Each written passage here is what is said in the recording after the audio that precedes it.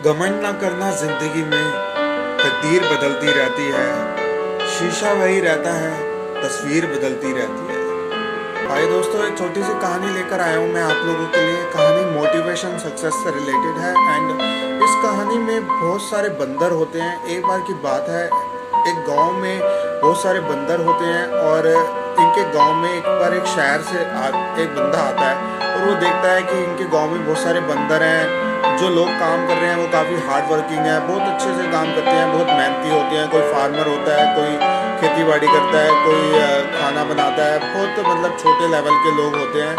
तो वो उन गांव वाले को बोलता है, तुम में से जो भी मुझे बंदर लेकर ला के देगा, उसे हर एक बंदर के मैं उसे 100 रुपये दूंगा। तो वो गांव वाले आपस में मीटिंग करते हैं और वो सोचते हैं कि ये बहुत अच्छी स्कीम है और धीरे धीरे करके एक एक बंदर उसको लाने लेते हैं। कभी कोई एक बंदर लाता है, कोई 10 बंदर लाते हैं, कोई 12 बंदर लाते हैं। तो इस तरह बंदर धीरे धीरे कम होने लगते हैं। तो इस तरह बंदर कम होने लगते हैं उनके गांव में और वो शहर वाला देखता है कि अब तो ये कम काम कर रहे हैं, ये मेरे काम में थोड़ा कम ध्यान दे रहे हैं। तो वो उन गांव वाले को बोलता है कि अगर तुम मुझे इस तरह बंदर लाते रहोगे तो मैं अब तुम्हें 200 रुपये दूंगा। तो गांव वाले बड़े हैरान होते हैं और वो सोचते हैं कि हाँ, ये तो बहुत अच्छा है।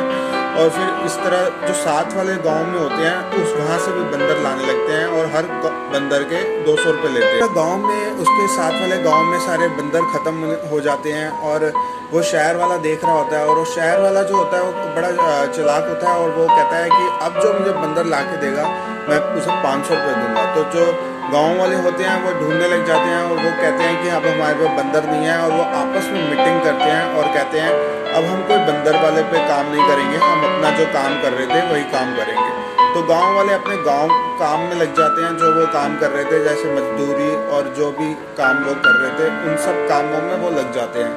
तो वो शहर वाला जो होता है वो इस तरह परेशान होकर अपने शहर में वापस चले जाता है और कुछ दिन बाद वो वापस अपने साथ एक मैनेजर के साथ आता है उसी गांव में और गांव वालों को बोलता है अब मैं तुम्हारे लिए एक नई स्कीम लेकर आया हूँ, जो भी मुझे बंदर ला के देगा उसे मैं डबल पैसे दूंगा, यानी 1000 रुपये। तो इस तरह गांव वालों को वो शहर वाला 1000 रुपये की स्कीम बताता है और वो गांव वालों को बहुत अच्छी लगती है। लेकिन वो सोचते हैं हम बंदर कहाँ से लेके आए, अब तो हमारे यहाँ सारे बंदर ख़त्म हो गए हैं। उनका मुखिया उनको समझाता है कि आप यहाँ पे टाइम मत वेस्ट करो, अपना जो काम कर रहे थे उसी में काम में ध्यान दो।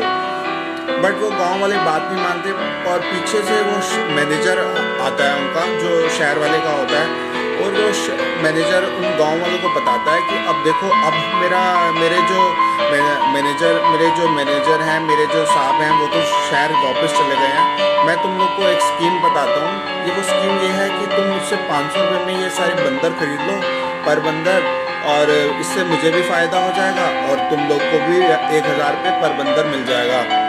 तो वो गांव वाले सोचते हैं हाँ, ये तो बड़ा अच्छा स्कीम है और इसी तरह पर बंदर को वो 500 रुपये में खरीद लेते हैं।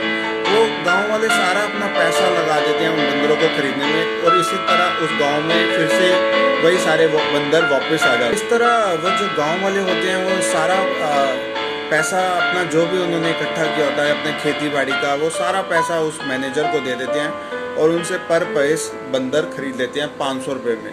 तो गांव में सारे बंदर हो जाते हैं। तो अगले दिन जब सुबह होती है तो वो बंदर बेचने जाते हैं 1000 रुपये में, जो डील हुई होती है। तो वो जो मैनेजर होता है उनका, वो भी शहर वापस चला गया होता है और वहाँ पर कोई भी मैनेजर और शहर वाला नहीं आता है। तो दोस्तों, इस कहानी से हमें ये शिक्षा मिलती है कि हम कभी भी सक्सेस के पीछे ना भागें और सक्सेस का कोई भी शॉर्टकट नहीं होता है। सक्सेस हमें सिर्फ हार्ड वर्किंग से ही मिलती है। हम हार्ड वर्किंग करेंगे तभी हमें सक्सेस मिलेगी, शॉर्टकट कोई भी नहीं होता है। अगर कोई शॉर्टकट मिलता भी है तो उसकी इज्जत करें, रिस्पेक्ट करें, कर दिखाएं कुछ ऐसा जो दुनिया करना चाहे आप जैसा, दुनिया करे आप पे प्राउड।